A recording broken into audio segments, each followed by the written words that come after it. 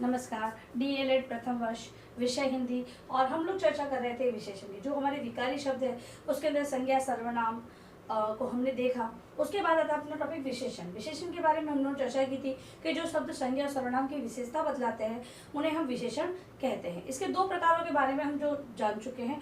इसका जो अगला प्रकार है वो है परिमाण वाचक विशेषण। तीसरा प्रकार है परिमाण वाचक विशेषण। देखने से पता चल रहा है परिमाण मतलब किसी माप या तोल की बात की जा रही है। ठीक है, तो उसी की चर्चा हम लोग परिभाषा के रूप में करते हैं। ये भी दो प्रकार के होते हैं। सर्वप्रथम परिभाषा, जो शब्द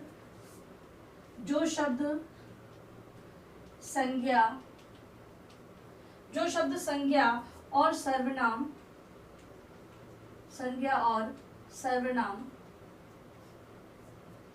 शब्द की सर्वनाम और संज्ञा शब्द की मात्रा का बोध कराते हैं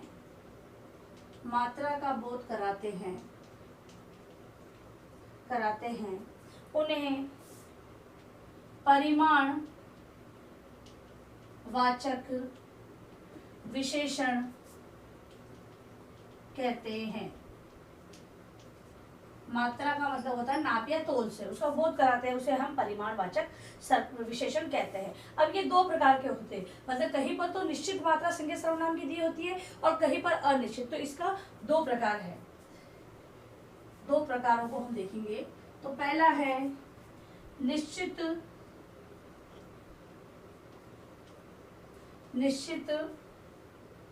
और दूसरा है अनिश्चित। पहला निश्चित, दूसरा अनिश्चित। निश्चित के अंतर्गत वे विशेषण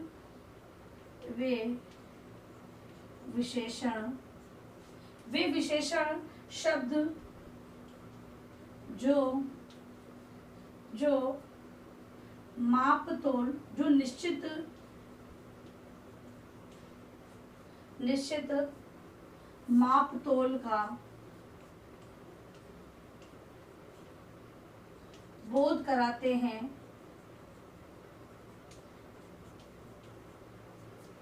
निश्चित संज्ञा सर्वनाम के माप तोल का बोध कराते हैं निश्चित परिमाण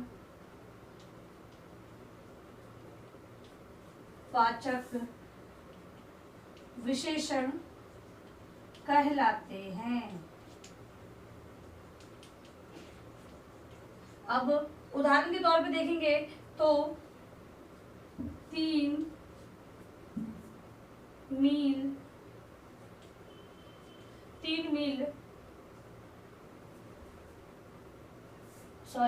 मीटर कपड़ा, दूसरा है 500 मिलीलीटर दूध। ठीक है, यह है निश्चित, जिसके अंतर्गत ये देखो 3 मीटर निश्चय कर रखा है। 3 मीटर कपड़ा है और 500 मिलीलीटर दूध की मात्रा है। ये निश्चित मात्रा को बता रहा है, व्यक्त कर रहा है, इसीलिए निश्चित परिमाणवाचक विशेषण कहलाता है। अब है अनिश्चित परिमाणवाचक। वे विशेषण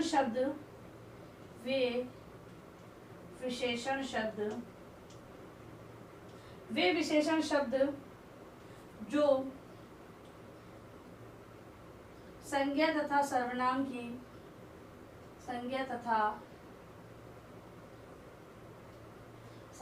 सर्वनाम की निश्चित मात्रा का बोध नहीं कराते हैं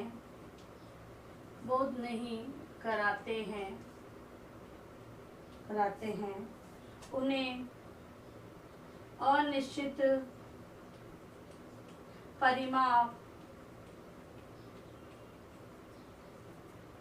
परिमाण वाचक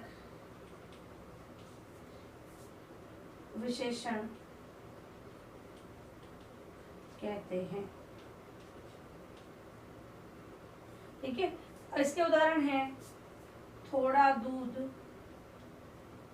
जबकि निश्चित में क्या था 500 होगा, 400 होगा, 300 होगा, 200 मिनट है, ये सारा होगा। ठीक है, थोड़ा दूध, सारा पानी,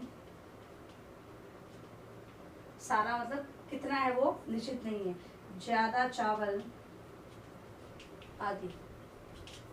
तो ये थे हमारे परिमाणवाचक विशेषण के 2 रूप, जिसके अंदर निश्चित और अनिश्चित के बारे में हमने चर्चा की। अब है विशेषण का अगला प्रकार, वो है सार्वनामिक या संकेतवाचक विशेषण।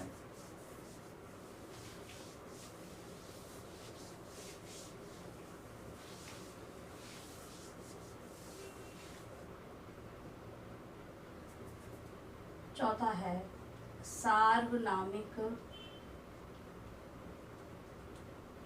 या संकेतवाचक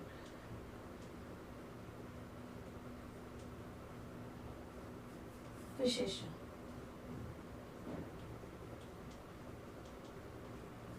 संकेत की बात की जा रही है, संकेत किया जा रहा है जिसको इंगित करते हुए कहा जा रहा है, या किसी बात को किसी को इंगित करते हुए किसी बात को कहा जा रहा है, तो वो संकेतवाचक विशेषण के अंतर्गत आएंगे।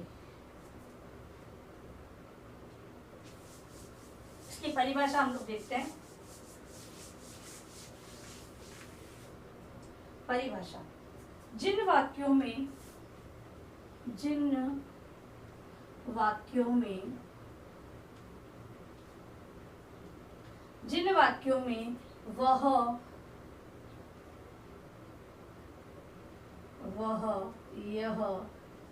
वह यह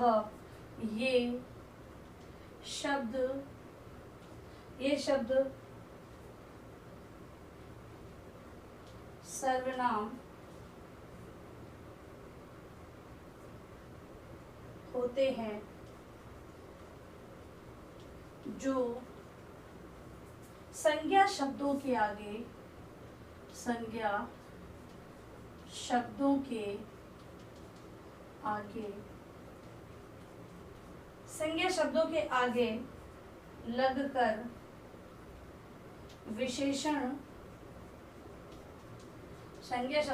लगकर विशेषण का कार्य कर रहे हैं,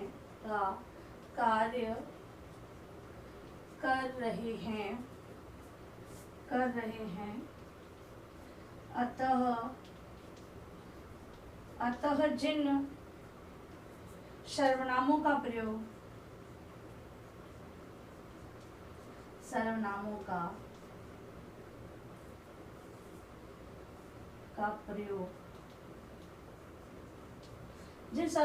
प्रयोग संज्ञा के साथ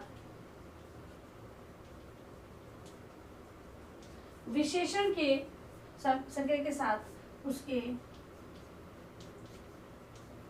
विशेषण रूप में होता है,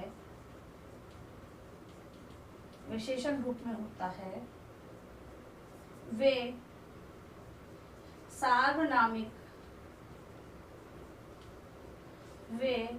सार्वनामिक या संकेतवाचक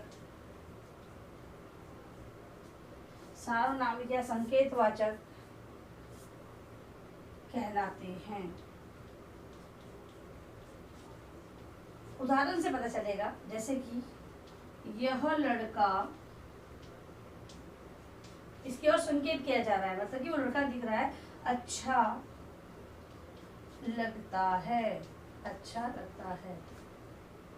संकेत किया जा रहा है उस लड़के की, और लड़का है वो जो कि संज्ञा है, और यहाँ पर अच्छा क्या है, विशेषण है। ठीक है, तो ऐसे शब्द जो कि जिन सर्वनामों का प्रयोग संज्ञा के साथ उसके विशेषण रूप में होता है, ठीक है, उसे हम सार्वनामिक या संकेतवाचक विशेषण कहते हैं।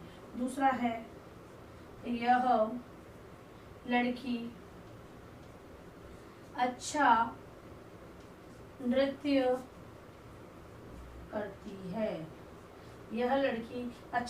करती है। ये छात्र अनुशासन का पालन करते हैं। ये छात्र अनुशासन का पालन करते हैं। उस छात्र का स्वभाव अच्छा है। उस छात्र का स्वभाव अच्छा है।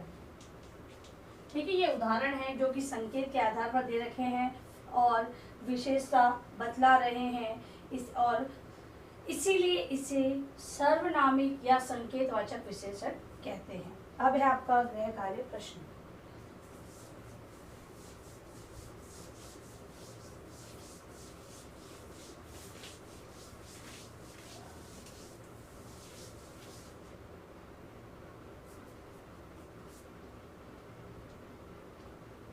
हम लोग पढ़ चुके हैं पहला गुणवाचक, दूसरा संख्यावाचक, तीसरा परिमाणवाचक और चौथा हमने सार्वनामिक पढ़ा है। चौथा सार्वनामिक या संकेतवाचक। इन विशेषणों को उदाहरण सहित समझाइए।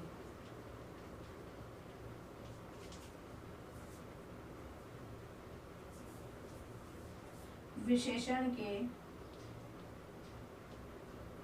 निम्न प्रकार को उदाहरण सहित समझाना है आपको। ठीक है, अब ये आपका प्रश्न बड़ा बन गया है क्योंकि जो कि हमने पहले पढ़ी थी दो सर्वनाम विशेषण, इसे भी आप इस अपनी उत्तर पुस्तिका में एक ही उत्तर के रूप में पूरा लिखेंगे। पहले विशेषण की परिभाषा लिखनी है, फिर इसके प्रकारों को आपको उदाहरण से समझाना है। और अंत में आप लोगों से निवेदन है कि इस महामारी के दौर में कम से कम ये आवश्यक कार्य होने पर ही घर से बाहर जाते हैं तो मास्क लगाएं, सोशल डिस्टेंस बनाए रखें और हाथों को बार बार सैनिटाइज करें। सुरक्षित रहे, सभी का ध्यान रखें। धन्यवाद।